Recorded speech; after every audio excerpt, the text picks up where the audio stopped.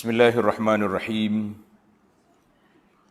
Alhamdulillahi rabbil alamin wassalatu wassalamu ala rasuli rabbil alamin sayyidina wa habibina wa qudwatina Muhammad ibn Abdullah wa ala alihi wa sahbihi wa man sara ala nahjihi wattaba'a bihadihi ila yaumiddin, amma ba'd. Muslimin dan muslimat, para jemaah, para penonton sekalian, Assalamualaikum warahmatullahi wabarakatuh. Alhamdulillah kita dapat terus meneruskan pengajian kita di dalam tafsir Al-Quran dan juga tadabbur kepada beberapa ayat yang kita pilih dalam siri ini. InsyaAllah dari sudut terjemahan dan sedikit huraian berpandukan tafsir pimpinan Ar-Rahman. Ambil tafsir, kalau yang tak ada pimpinan, bukalah apa-apa jenis tafsir terjemahan untuk kita lebih memahami makna dia. Dan kita huraian dia, ana ambil daripada tafsir yang lain. Kita mula dengan baca ayat dulu, bermula daripada ayat 5. Ayat 5, Surah Al-Mujadilah, surah yang ke-58 daripada awal Quran dan surah yang pertama dalam juzuk yang ke-28. A'udzu billahi as-sami'il 'alim minasy syaithanir rajim. Innal ladzina دون الله ورسوله كبتوا كما كبت الذين من قبلهم وقد أنزلنا آيات بينات وللكافرين عذاب مهين يوم يبعثهم الله جميعا فينبئهم بما عملوا أحصاه الله ونسوه والله على كل شيء شهيد ألم تر أن الله يعلم ما في السماوات وما في الأرض ما يكون من نجوى ثلاثة إلا هو رابعهم ولا خمسة إلا هو سادسهم ولا أدنى من ذلك ولا أكثر إلا هو معهم أينما كانوا ثم ينبئهم بما عملوا يوم القيامة إن الله بكل شيء عليم. Surah kita ni nama dia Surah Al-Mujadilah. Sebab apa nama Mujadilah? Tengok dalam ayat yang pertama yang kita dah bincangkan, yang kita baca dulu, kita lalu sepintah, orang panggil sepintah lalu sekali round lagi. Dalam ayat ini Allah Ta'ala mula dengan Qad sami Allah, sesungguhnya Allah Ta'ala Maha mendengar. Mendengar apa? Allati tujadiluka, perempuan yang mari mengadu kepada Nabi sallallahu alaihi wasallam. Peringkat awalnya mujadalah, tu makna kalau mujadalah ni cakap kuat. Tanda para jemaah sekalian, nama apa wanita muslimah ini? Nama dia Khawlah binti Sa'labah. Allah Ta'ala beri kemuliaan kepada dia sebab ada masalah rumah tangga pada waktu itu. Dia berani mari jumpa dengan Nabi sallallahu alaihi wasallam, menyatakan apa yang terjadi. Allah rakam peristiwa ini. Sebagaimana kata di Sayyidah Aisyah radhiyallahu anha, dia datang jumpa Nabi, aku ada sebelah, aku tak dengar dia cakap apa. Itu kita mengatakan orang wanita ni jangan duduk basi body, kata orang. Jangan duduk menyibuk dengan kerja orang lain. Orang mari kat telenggok duk dengar cerita. Kawan tu nak cerita hal dia kan. Maka Aisyah tidak ambil masalah di sini. Allah Ta'ala turun ayat Quran. Qad sami Allah. Allah Ta'ala dengar pengaduan dia. Masya Allah. Kata dia Aisyah radhiyallahu anha. Aisyah tak dengar. Allah Ta'ala yang mendengar. Itulah sifat Allah Ta'ala. Inna Allah sami'un basir. Allah SWT maha mendengar lagi maha amat melihat. Masya Allah. Itu yang dikatakan kehendak Allah SWT mengatasi segala-galanya. Yang penting, sebagaimana kata di para ulama, ayat ini juga menunjukkan keprihatinan Islam terhadap hak wanita. Jangan kita kata Islam ni diskriminasi wanita lah, apa dia tak beri hak. Kita kata tak sedap cakap lah apa-apa woman right. Woman right sebenarnya dia panggil dalam dunia ini satu kumpulan, nama dia Tahrirul Mar'ah. Kumpulan woman lips, nak pembebasan wanita. Nak bebas apa? Apa yang tak bebasnya dalam Islam? Wanita berhak untuk menerima harta, untuk memiliki harta, untuk menyatakan pandangan, semua adalah.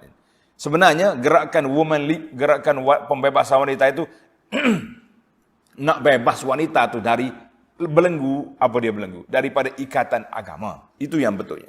Supaya mereka boleh bertelanjang tepi jalan, bebas ke sana ke sini, apa dia nak buat, tubuh badan dia menjadi bahan tontonan manusia, dia jadi mania orang. Bahasa Kelantan kata, wanita tu jadi mania orang. Itu je yang mereka nak.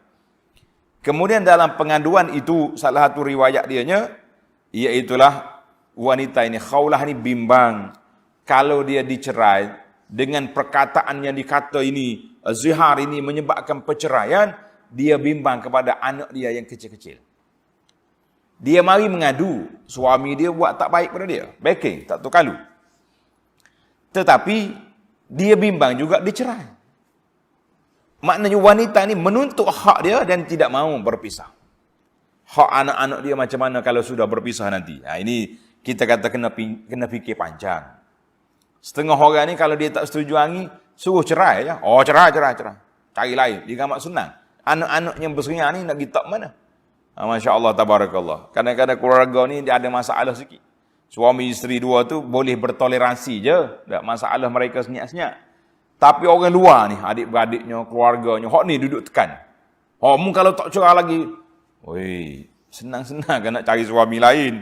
Kalau dah bercerai, kita kata. Sedap kalau dia boleh terimalah nak kata apa. Apa yang ada itu sekat tu yang ada. Maka para jemaah sekalian, itu dia panggil hak al-aulad ataupun hukuk al-aulad. Dalam ayat ini Allah Ta'ala mula dengan istiftah dengan cara mana? Qad sami Allah. Allah Ta'ala dengar. Ayat ini juga memberi peringatan kepada kita, mu jangan duk cakap tak tu kalu.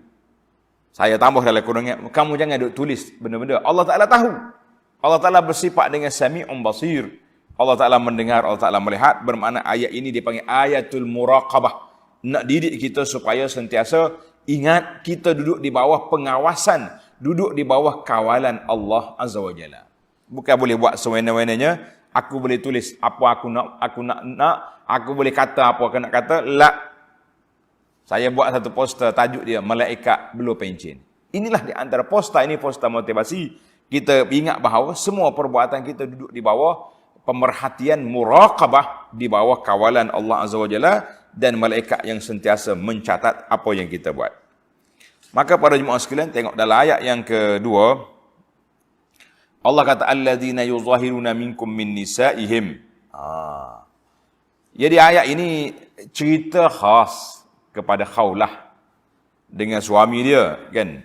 Tetapi kita kena ingat bahawa dalam kaedah ulama, suami nama dia Aus ibn Samit, dalam kaedah ulama tafsir kata al-ibratu bi'umumil lafzi la bi khususis sabab.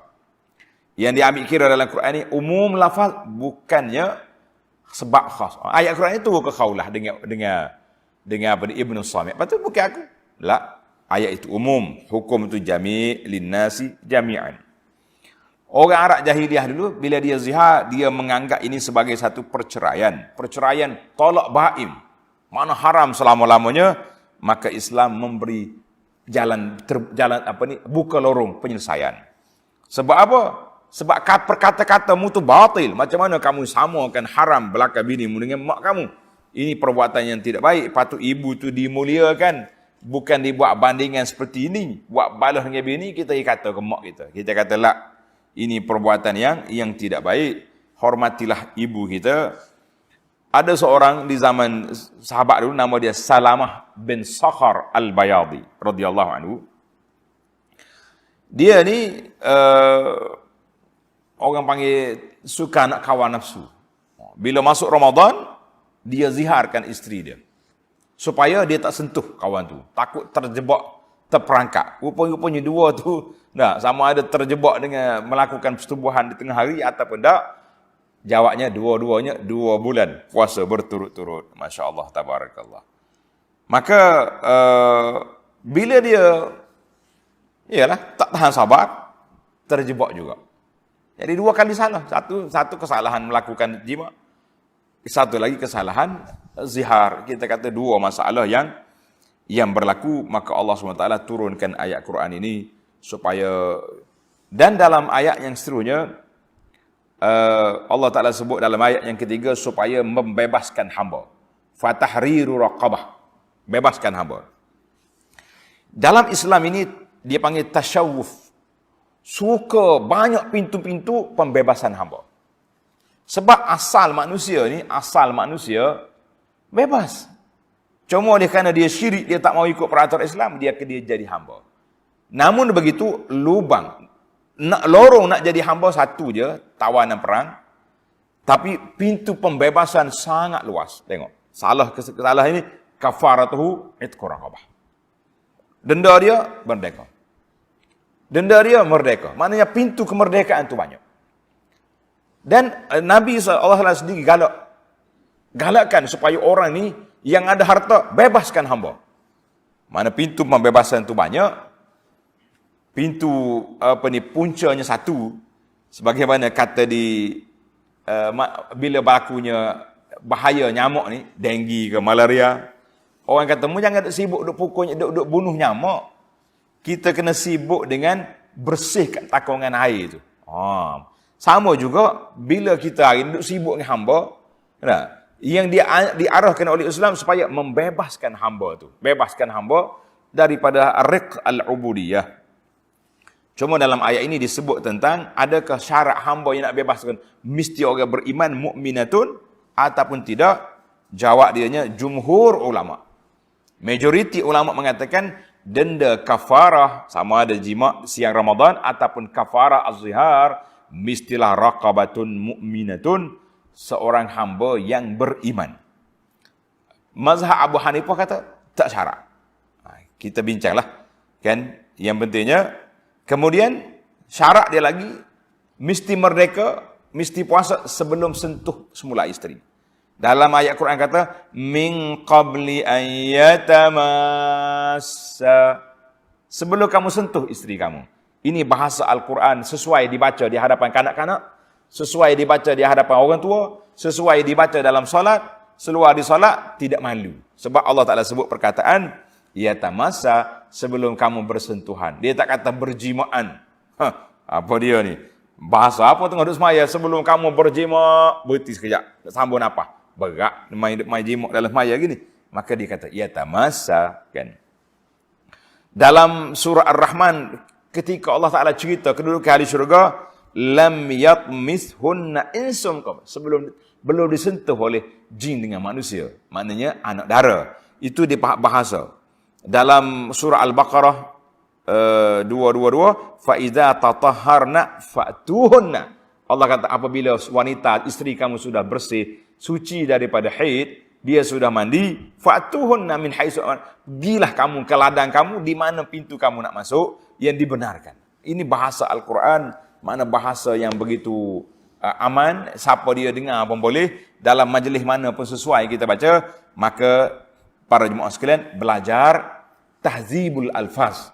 Kita belajar menjaga tutur kata kita, bahasa kita. Jangan keluar bahasa yang lucah. Jangan keluar bahasa yang orang panggil bahasa tak erti bahasa. Ini bahasa Islam diajar kepada kita. Jadi insya-Allah dalam ayat kita ni Al-Mujadilah, as-surah kulluha taduru haulal adab. Surah ni sekelilingnya dalam beberapa ayat yang kita baca ini, kan, semuanya ayat dia 21 ataupun 22 ayat ini berkisah tentang adab, tentang tarbiyah pendidikan dan juga dari sudut hubungan kemasyarakatan. Bila kita duduk di masyarakat, kita kena bercakap baik-baik. Jangan duduk keluar perkataan-perkataan lucah yang tidak sesuai. Maka Allah kata zalikum tu'azuna bihi. Allah Taala suruh merdekakan hamba itu, salah satu daripada nasihat supaya kita hapuskan, hilangkan hamba itu dalam dunia ini. Allah Taala akhir dengan ayat wallahu bima ta'maluna khabir. Allah Taala tahu apa yang kamu buat. Semua Tuhan tahu. Ini ayat ini juga ihya syu'ur, nak menanam perasaan khauf, takut kita kepada Allah Azza wa Jalla, sebab dia tahu semua apa yang kita kata. Dalam bahasa Islam ditulis al-wazi' ad-dini. Tanda. Al-wazi' dengan zai. Al-wazi' ad-dini maknanya kesedaran, kepekaan dari sudut agama. Kita ni kalau peka dari sudut undang-undang je, tak jadi. Kita nak sudut beragama. Yang ana bimbang hari ni para jemaah sekalian, kita kehilangan perasaan dari sudut agama. Tengok, kadang-kadang tengok pakaian anak-anak orang Islam, anak duk fikir, duk kata dalam hati ya.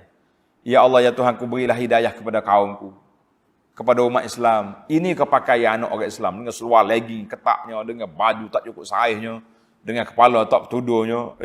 Tersengih-sengih suka hak wanita, tok laki dayus, bahasa jenis tak reti bahasa, tak reti jaga bini. Tak? Bawa bini tak utuh aurat. Pah ke mana-mana duduk di pasar malam, naik kapal terbang, naik kereta. Kita kata di mana wazi' ad-dini, di mana kesedaran beragama. Ini penting dalam hidup manusia, barulah dia jadi manusia biasa. Allahu Akbar.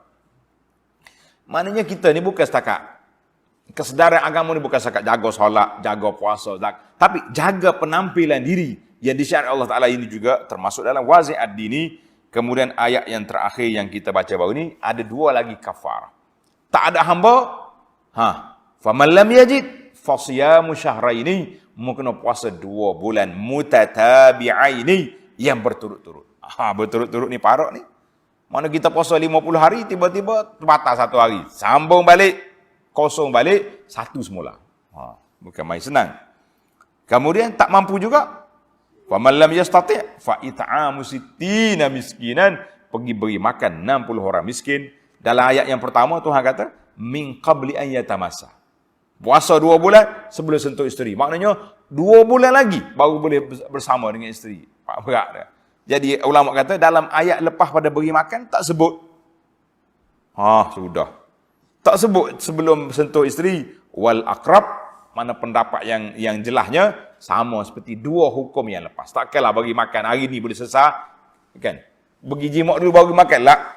Bagi cari miskin 60 orang dulu baru kita beri makan. Itulah yang dipahami. Tilka hududullah, itulah sempadan yang Allah Taala buat pada kamu. Para jemaah sekalian. Ini istimbat, orang panggil khulasah kepada 4 ayat yang telah kita baca tentang hukum zihar. InsyaAllah baru kita boleh pindah kepada ayat yang kelima yang kita baca pada hari ini. Muslimin dan muslimat para jemaah sekalian, bila kita masuk dalam ayat hukum, hukumnya kena jelas. Yang ana bimbang hari ini, bila kita kadang-kadang kita dah jelas hukum, mari orang potong video sekerak, Allah jadi huru-hara. Ni huru-hara sehari 2 ni tentang orang kampung tak berani lagi nak pergi gotong royong, cabut rumput, bersihkan kubur kerana ada fatwa kata haram. Jadi insya-Allah ana akan huraikan pandangan-pandangan alim ulama kita dan apakah pandangan yang kuat ar-rajih di dalam masalah ini insya-Allah. Muslimin dan muslimat, para jemaah sekalian, kita pindah kepada ayat yang kelima. Innal ladzina yuhadduna Allah wa rasulahu kubitu kama kubital ladzina min qablihim. Sesungguhnya orang-orang yang menentang Allah, maknanya menentang perintah Allah. Nak melawan dengan Tuhan, mana kita tak nampak Allah Taala. Yang penting kita menentang perintah Allah Taala dan Rasulnya sallallahu alaihi wasallam, yakni sunnah Nabi. Nak berlawan dengan Rasul, Rasulullah wafat. Yang ada depan mata kita, Quran, hadis. Perintah Allah Ta'ala, sunnah Nabi SAW. Siapa dia lawan? Siapa dia lawan, apa jadi orang ni? Kubitu, kama kubital ladhina min qablikum. Mereka tetap ditimpa kehinaan, sebagaimana orang-orang yang terdahulu dari mereka ditimpa kehinaan. Kubitu, makna hina. Allah. Uhinu. Akan dihina oleh Allah SWT, sebagaimana itulah hina orang dulu. Tak hina tahun ni, tahun depan. Kadang-kadang Allah Ta'ala beri tempoh untuk manusia ni. Contohnya, di antara yang terawal yang berlaku, iaitulah Bani Qainuqa, yang khianat pada wanita Islam. Nabi kata halau mereka daripada Madinah. Masya Allah. Quraisy hina Nabi berapa tahun? 13 tahun di Mekah. Tahun yang pertama hijrah, mereka tak mampu lagi. Tahun yang kedua, dalam peperangan Badar, Allah hina mereka. 70 orang dibunuh, campak dalam telaga buruk di Badar, di Qalib, 70 orang ditawan. Hina. Jadi tawanan. Orang dulu bangsawan sudah jadi tawanan. Siapa dia lawan Allah dengan Rasul, itulah masir, itulah keadaan dia. Kalau tidak lepas atas dunia, akhirat, kita ada satu lagi mahkamah. Jangan duduk berani-berani. Allah kata apa? Wa qad anzalna ayatin bayyinat. Kerana sungguhnya kami telah menurunkan keterangan-keterangan yang jelas dan nyata. Al-Quran ini jelas. Orang dengar, dia tahu selalu. Dengar tak cerita, salah seorang daripada ketua KP mari nak berunding dengan Nabi. Nabi SAW baca ayat Quran. Dia gitu untuk mulut. Ya Muhammad, cukup.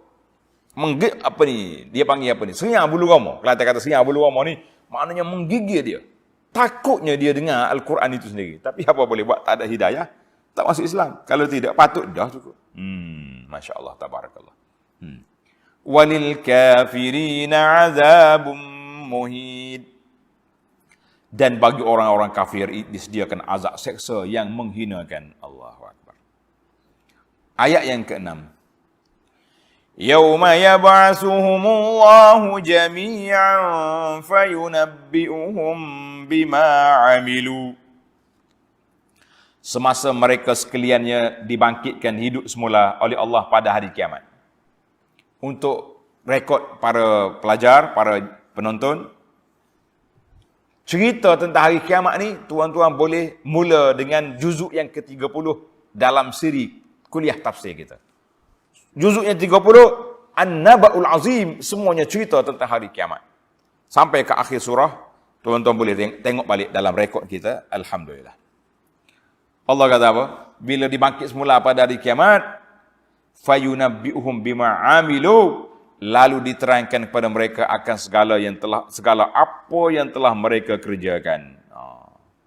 Mu tengok ni, khaulah mari mengadu, Allah Taala dengar. Mana hak lain-lain perbuatan kamu, jangan rasa Allah tidak tahu. Semuanya Allah Taala tahu. Kita belajar sifat Allah Taala. Allah Taala tu mendengar, Allah melihat, Allah mengetahui. Kata di ulama salafus salih, kami diajar oleh datuk nenek kami 3 je sifat Allah Taala. Mendengar, melihat, mengetahui. Cukup menjadi kunci rantai besi yang menyebabkan kami tak boleh nak buat maksiat. Sebab nak bercakap hal orang, Allah mendengar. Nak ambil hak orang, Allah melihat. Nak buat apa saja dalam cerah dan gelap, Allah mengetahui. Bagaimana kita nak buat? Ya, masalah kita sekarang ni, kita hafal, tapi kita tidak hayati. Itu menyebabkan nampak orang baik-baik, mengaji agama, sifat Allah Ta'ala dan sifat 20, cair di mulut. Tapi dia juga mengumpat orang. Dia juga ambil harta orang. Dia juga pergi tipu orang. Ada? Orang nak pergi Mekah pun kena tipu. Orang nak pelabur atas dunia pun kena tipu. Siapa dia penipu? Ni. Orang ada piah cotek atas kepala. Na'udzubillah. Kan? Allahu Akbar. Maka Allah Ta'ala peringat di sini, semua yang kita buat ni Tuhan tahu. Ahsahullahu wa nasuh. Tengok, dengar ni. Ahsahullah, Allah Ta'ala telah menghitung amal-amal mereka. Tuan-tuan dan puan-puan, dalam surah Az-Zalzalah, Iza zulzilatil ardu zilzalaha. Tengok dalam rekaman. hisab, audit kira-kira Allah Ta'ala bukan guna kilo, bukan guna gram, bukan guna meter, bukan guna kilometer, tapi dia guna wa may ya'mal misqala zarratin, diguna dengan zarah. Zarah ni besar mana? Atom yang kecil. Bukan kira gram tak gram. Itu kira-kira yang baik, syarran sama juga, yarahu dia akan tengok. Allah kata ahsahullah wa nasu. Allah Ta'ala kira satu-satu, malaikat tulis semua, lupa. Allahu Akbar. Kita ni mudah lupa. Nama dia manusia mudah lupa. Kalau buat dosa pun, sengih tak tahu apa. Buat ngenak ke orang pun tak tahu. Tapi kalau orang ngenak dia, payah lupa pula tu. Kalau dia kenak kepada orang, mudah lupa. Tapi kalau orang kenak kepada dia, payah lupa. Na'udzubillah. Kita kena jadi manusia yang teringat segala benda yang kita buat. Barulah kita bertaubat. Orang mukmin kalau dia tersalah, dia bertaubat. Orang kafir kalau dia tersalah, tak rasa apa. Dalam kitab sirah mengatakan Sayyidina Umar radhiyallahu anhu, khalifah. Dalam perjanjian Hudaibiyah, Sulhul Hudaibiyah, Umar ada sedikit tak puas hati macam. Sebab orang kafir buat syarat kepada Nabi SAW macam memihak kepada mereka. Tidak adil. Tidak saksama. Umar bantah. Ya Rasulullah, alasna ala haq? Bukankah kita ni benar? Kenapa mau tunduk pada orang kafir? Selepas daripada itu Umar menyesal. Dia kata aku telah buat amalan yang banyak nak cover kesilapan aku itu. Allahu Akbar. Kita hari ini pun bila kita buat dosa, maka kita perbanyakkan ibadat. Kata di para ulama, peniaga-peniaga hendaklah banyak bersedekah. Dengar ni, toke-toke ni. Peniaga-peniaga hendak banyak bersedekah sebab kita bimbang takut di dalam perniagaan kita itu ada benda yang tak kena. Contohnya kita jual barang, kita jual sayur, jual ayam, jual apa benda. Mungkin dalam sayur kita tu ada sayur yang rusak. Sayur yang penuh dengan ulat-ulat contohnya. Kita pergi jual. Mana ada orang jual sayur pula? Jual buah-buahan juga. Dalam buah tu ada ulat. Jual buah durian ke buah apa benda. Maka supaya nak bersihkan harta tu, kita ambil harta tu kita sedekah. Untuk nak cover balik. Tathir. Nak bersihkan harta kita. Itu sifat orang mukmin. Baik. Kita kena ingat. Kita lupa, Allah Ta'ala tak lupa. Manusia lupa. Wallahu ala kulli syai'in syahid. Allah telah menghitung amal-amal mereka itu satu persatu. Sedang mereka telah melupakannya. Dan ingatlah Allah amat menyaksikan tiap-tiap suatu. Tuhan tengok. Syahid. Bila kata Allah Ta'ala syahid ni, habislah kita. Jawabnya tak bergerak dah kita ni. Semua benda yang dibuat, besar zarah ke besar bukit, kan, besar kuman ke besar gajah, semuanya di bawah hitungan Allah Azza wa Jalla. Ayat yang ke-7. Alam tara anna Allah ya'lamu ma fis samawati wa ma fil ard. Tidakkah engkau memikirkan, manusia, bahawa sesungguhnya Allah mengetahui akan segala yang ada di langit dan ada di bumi. Tuhan tahu belaka. Tuhan tahu belaka. Ingat ada cerita satu masa dulu, ada cerita puak-puak etis yang tak mengaku ada Tuhan. Bila kata-kata Allah Ta'ala menciptakan, dia kata dia pandai juga. Dia beli daging 1 kilo, dia peram daging tu. Daging tu bulat. Dia panggil orang Islam. Tengok aku telah buat. Daging dulu tak ada ulat, sekarang ni sudah hidup. Aku boleh. Nak mati dia ambil ulat, dia penyek mampu ulat tu. Sahabat orang Islam ni kata, Allah cerdiknya kamu. Buat ulat soho. Allah Ta'ala buat manusia. Kita pergi buat ulat. Baik, tak apalah. Ulat ke ulat lah. Aku nak tanya. Berapa ekor ulat? Fabuhital ladzi kafar. Tercengang-cenganglah puak kafir ni. Dia tak hitung pula. Tak usah duk buah lah kata orang. Allah kata, Allah beri peringatan kepada kita supaya kita takut Allah Ta'ala. Apa dia? Allah Ta'ala yang mengetahui apa yang ada di langit dan apa ada di bumi. Termasuklah dalam lautnya, dalam berapa. Semua itu di bawah pengetahuan Allah Ta'ala. Tuhan tahu ada berapa ekor, ada berapa ekor. Masya Allah, tabarakallah. Ini muqaddimah. Muqaddimah kepada apa? Muqaddimah kepada ayat ayat yang ke-7 ni nak cerita tentang apa? Cerita tentang an-najwa, tentang bisik-bisik. Tanda tuan-tuan. Ma yakunu min najwa salasatin illa huwa rabi'uhum. Tiada berlaku bisikan antara 3 orang melainkan Allah yang keempat. Maksudnya, kalau 3 orang ni tahu isu ni, Allah Ta'ala sekali dengan mereka tahu. Tuhan tak sebut lagi malaikat-malaikat tahu belaka. Yang pentingnya nak bagi tahu, mu nak bisik baik-baik, Allah tahu. Kita ni kan suka kan berbisik-bisik. Bisik buat perancangan nak buat baik tak apa. Bisik nak buat jahat, kita buat perancangan nak jatuhkan kawan ni, kita buat perancangan nak hina orang ni, kita nak curi barang. Itu dia panggil najwa, bisik-bisik yang tidak baik, menghina Islam contohnya. Wala khamsatin illa huwa sadisuhum. Dan tiada berlaku di antara 5 orang, melainkan Allah lah yang ke-6. Maknanya tak lepas. Wala adna min zalika wala aktsara illa huwa ma'ahum aina ma kanu. Dan tiada yang kurang dari bilangan itu. Tak kira lah 2 orang ke, Allah yang ketiga.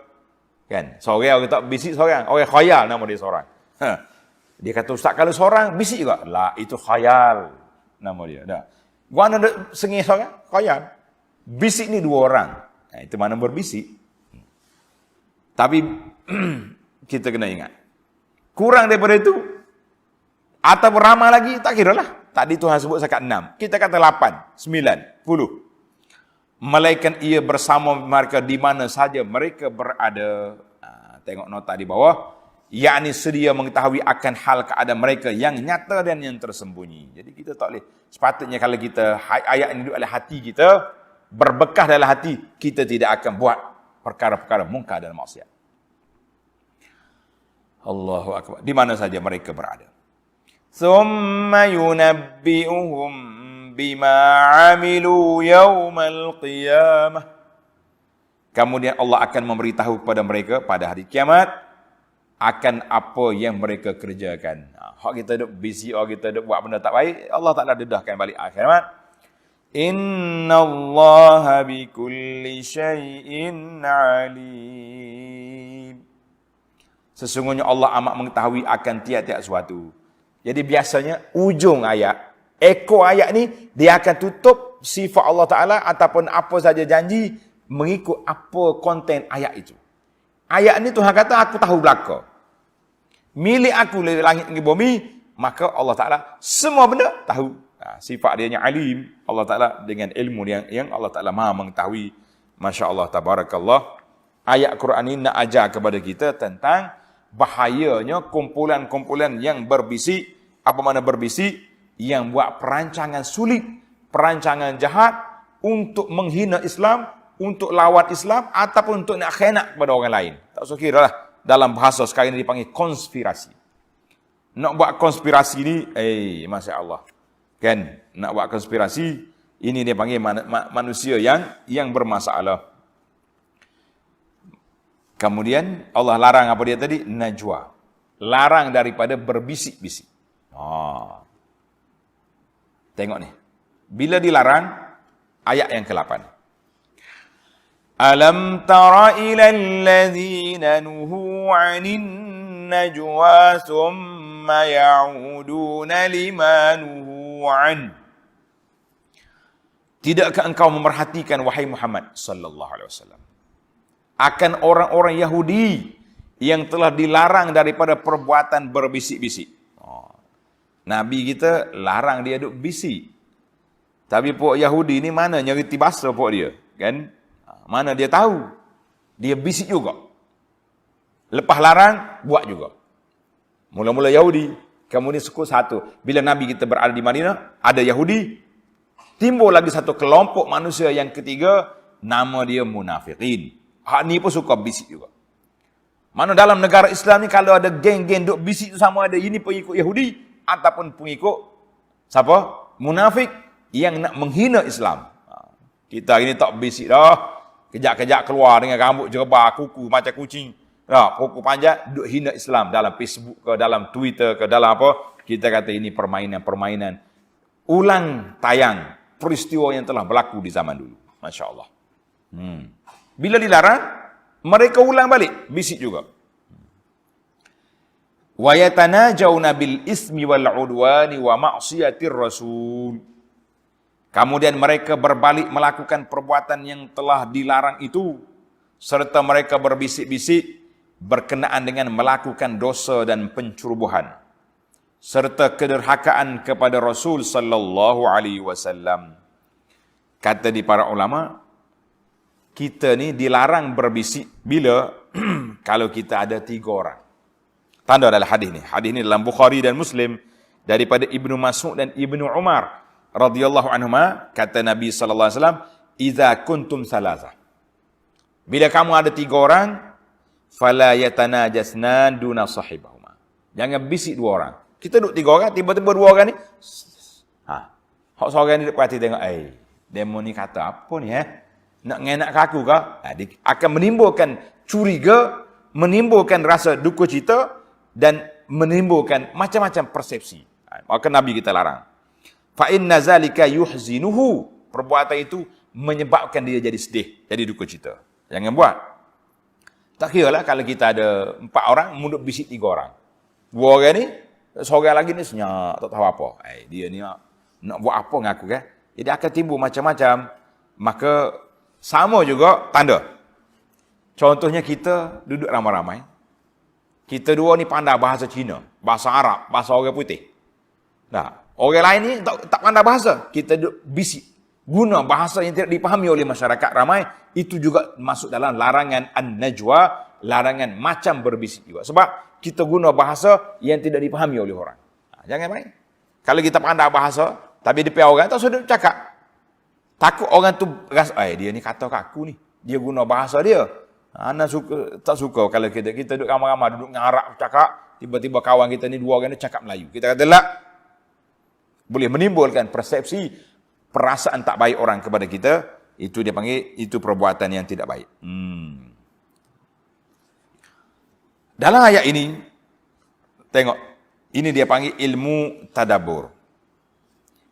Dalam ayat ini Tuhan kata apa? Bil ismi wal udwan. Wa yatanajawna bil ismi wal udwan. Dengan dosa dan permusuhan. Tengok dalam ayat 9 nanti Allah Ta'ala ulang balik. Ya ayyuhalladzina amanu idza tanajaitum fala tatanajaw bil ismi wal udwan. 2 kali Tuhan ulang di sini. Mereka berbisik dengan dosa dan permusuhan. Dalam ayat 9 Allah Ta'ala perintah orang mukmin, kalau nak bisik juga, jangan guna 2 ni, iaitulah dosa dan permusuhan. Dan juga maksiatir Rasul. Ayat 8 dengan 9 itu sekali. Dia ulang balik.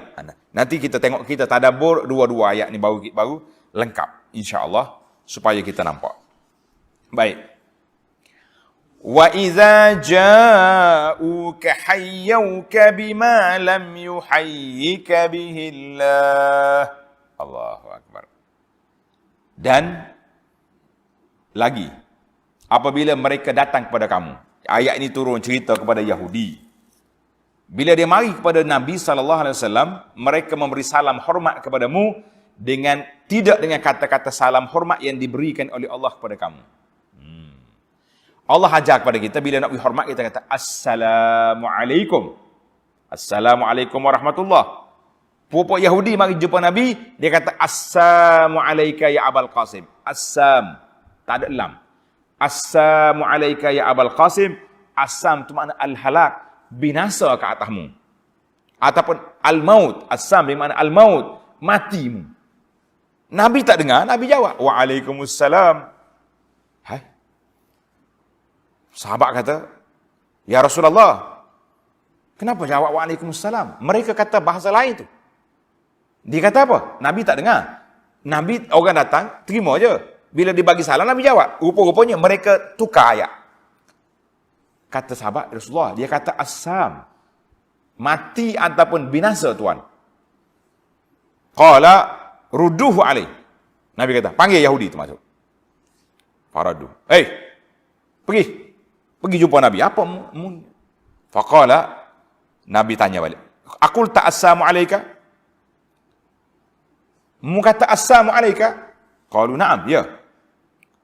Betul. Dia mengaku. Sebab tak mengaku apa orang dengar semua ni. Kalau tidak tak mengaku je, kan? Zaman kita ni lagi senang, kita ada CCTV, ada rekod. Maka Nabi SAW beri arahan kepada sahabat, kalaulah orang beri salam, kita tak pasti. Kita jawab wa'alaikum. Jangan kata wa'alaikumussalam, wa'alaikum. Maknanya dan ke atas kamu.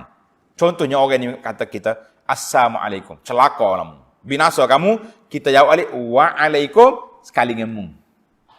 Wa'alaikum dan ke atas kamu apa yang kamu ucap itu. Bukan aku seorang, sekali ngemu apa. Kalau Kelantan kata sekali ngemu mampu sekali. Nak sangat ucapan tak baik, maka kita kena jawab. Tapi kalau kita betul-betul dengar dia kata assalamualaikum, kita jawab wa'alaikumussalam. Ini timbul isu salam orang kafir, kita boleh jawab tak boleh jawab. Kalau orang kafir bagi salam, boleh jawab ke tidak? Jadi ada ulama Islam kata jawab assalamualaikum, cakap tu je. Ada juga yang mengatakan dah dia bagi salam, betul-betul bagi salam, jawab salam kita. Assalamualaikum, waalaikumsalam. Sejahtera ni bukan seperti akidah dia. Kita kata sejahtera tubuh badan kamu sihat molek-molek, boleh jadi kamu dapat hidayah masuk Islam. Ada khilaf di situ. Dalam masalah kita nak jawab apa dia. Tapi kalau orang itu tak reti apa dia kata assalamualaikum, waalaikum, berarti sekat tu. Baik. Pandai dah kita. Yang penting kena hati-hati dengan salam orang kafir. Tengok ayat ni. Wa iza ja'uka hayyauka bima lam yuhayyika bikillah wa yaquluna fi anfusihim laula yu'adzibuna Allahu bima naqul. Dan mereka bercakap-cakap sama-sama sendiri, kalau Muhammad itu sebenarnya utusan Tuhan, maka sepatutnya kami diseksa oleh Allah disebabkan kata-kata buruk yang kami ucapkan itu.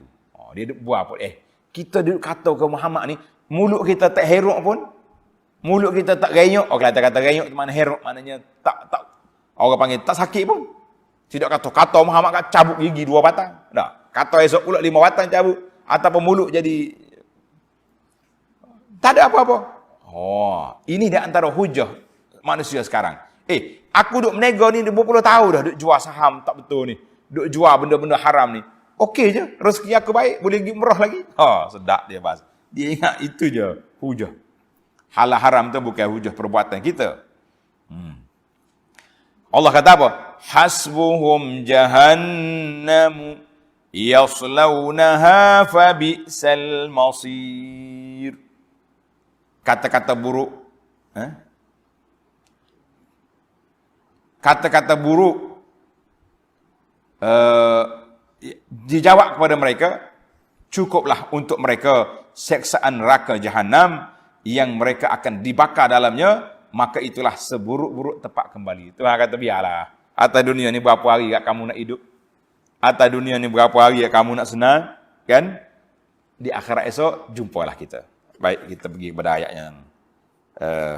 yang seterusnya. Kerana masa kita terhad. Ya ayyuhalladzina amanu idza tanajaitum fala tatanajaw bil ismi wal udwan. Wahai orang-orang yang beriman, apabila kamu berbisik-bisik sama sendiri, maka janganlah kamu berbisik-bisik berkenaan dengan melakukan dosa dan permusuhan. Ini pesannya. Allah Ta'ala pesan, jangan buat 2 benda. Dosa, pencerobohan, permusuhan, wa maksiatir rasul, serta kederhakaan kepada Rasulullah sallallahu alaihi wasallam. Wa tanajaw bil birri wat taqwa, dan sebaliknya berbisiklah mengenai membuat kebajikan dan bertakwa. Kalau nak bisik juga, nak buat perancangan juga, nak buat strategi senyap-senyap untuk takwa, untuk al-birri wat taqwa, kebajikan dan takwa.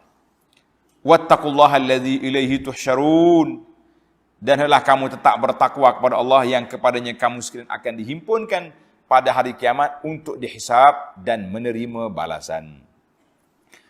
Itu arahan Allah Azza wa Jalla, supaya kita sentiasa apa? Sentiasa jaga tutur kata kita, perancangan kita buat untuk Islam. Ayat yang ke-10. Innaman najwa minasy syaitan liyahzuna allazina amanu وليس بضارهم شيئا إلا بإذن الله وعلى الله فليتوكل المؤمنون. Sesungguhnya perbuatan berbisik-bisik dengan kejahatan itu adalah dari hasutan syaitan untuk menjadikan orang-orang yang beriman berduka cita. Kerja duk bisik, kerja perancangan jahat ni, kerja syaitan. Mari ajar puak-puak kafir, puak Yahudi, puak siapa ni, puak munafikin. Tujuan dia nak menyusah orang Islam. Sedangkan bisikan itu tidak akan dapat membahayakan mereka sedikit pun, melainkan dengan izin Allah. Perancangan jahat. Kalau kita nak tengok konspirasi yang dibuat oleh puak-puak Zionis, protokol Zu'ama'ul Sahyuni, protokol Zionis, lama dia buat rancangan nak munah Islam. Adalah jadi, banyak lagi tak jadi. Tuhan kata dah. Tuhan kata dah, illa biiznillah. Allah Taala izin jadi. Hak tak usah izin, tak usah duk buat. Wa 'ala Allahi falyatawakkalul mu'minun, dan kepada Allah jualah hendaklah orang-orang yang beriman berserah diri. Setara mana jahatnya, setara mana perancangan, setara mana strategi, tak usah duduk takut sangat. Kita ni kadang-kadang bimbang saya. Sebahagian daripada pendakwa ni semua benda teori konspirasi belaka. Ini bahaya. Ni bila mari COVID-19, ini konspirasi China dengan Amerika. Bila mari vaksin, konspirasi. Semua benda konspirasi. Kadang-kadang kita terlupa kepada COVID ni satu ujian daripada Allah Subhanahu Wa Taala kepada kita. Kita nampak konspirasi, akhir kali kita terlupa kepada apa yang ada. Ini bahaya di antara perkara para jemaah sekalian. Maka dalam ayat ini Allah Taala kata, kalau kamu nak bisik, bisiklah al-birri wat taqwa. Jangan sekali-kali berbisik dengan perkara al-is wal udwan. Tengok. Kalau boleh tulis. Takwa lawan dia dosa. Kan? Albir lawan dia permusuhan. Allah kata apa dalam ayat ini? Bil birri wat taqwa. Al-ism wal udwan. Isim udwan. Maknanya tidak sekata. Patutnya takwa lawan dia dengan isim. Takwa lawan dengan dosa. Albir, kebajikan itu lawan dengan permusuhan. Tapi ayat ini terbalik. Sebab apa? Dalam ayat ini Allah Ta'ala mulakan quddima albir. Kebajikan dulu. Allah Ta'ala sebut dosa dulu. Jangan buat dosa. Dan permusuhan. Kemudian baru takwa. Sebab apa? Apakah rahsia? Tanda. Rahsia tertib ayat ini.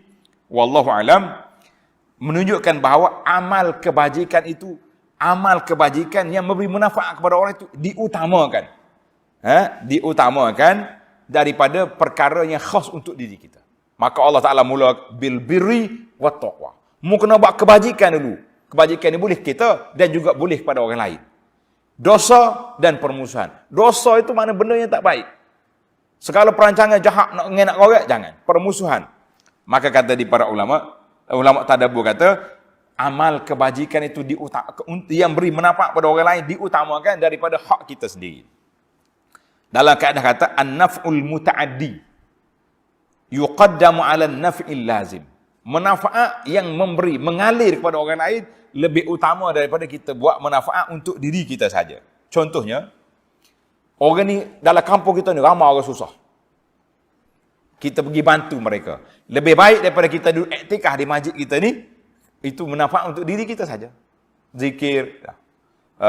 Dalam hadis Nabi kata, aku berjalan pergi bantu orang yang susah itu lebih baik daripada aku beriktikaf di masjid aku ni. Itu dia panggil manfaat yang mutaaddi. Itu dia panggil tertib ayat. Allah Ta'ala mula dengan bir taqwa. Bir itu kebajikan. Mana manfaat dia pergi kepada semua orang. Taqwa kita seorang. Al-ism wal udwan sama juga. Itu dipanggil dari sudut tadabbur. Kemudian ayat yang ke-10, innaman najwa minasyaitan. Perbuatan duk bisik-bisik itu mari daripada syaitan. Jangan kita buat duk mari duk bisik satu kali. Sebab apa? Untuk nak mendukacitakan orang-orang Islam. Mendukacitakan orang Islam. Jadi banyaklah dia punya huraian dia punya tafsiran. InsyaAllah kita akan kembali semula kepada tadabbur kepada ayat innaman najwa minasyaitan dalam siri yang akan datang, insya-Allah. Jadi para jemaah sekalian, itulah Al-Quranul Karim kita tidak akan rasa jemu, tidak akan rasa puas. Sebab apa? Allah Subhanahu Wa Taala beri kepada kita perkara-perkara yang selagi kita korek Al-Quran, lagi itu kita rasa manis. Itu dia panggil ilmu tadabbur Al-Quran. Ilmu tadabbur Al-Quran, huraian dia, istimbak dia ataupun intisari dia, kita akan kembali semula dalam sini akan datang, insya-Allah taala. Dan juga ada satu kisah lucu yang berlaku kepada sahabat saya di Madinah. Tunggu esok. Subhanakallahumma bihamdika asyhadu an la ilaha illa anta astaghfiruka wa atubu ilaih. Wa sallallahu ala nabiyyina Muhammad wa ala alihi wa sahbihi ajma'in. Walhamdulillahi rabbil alamin.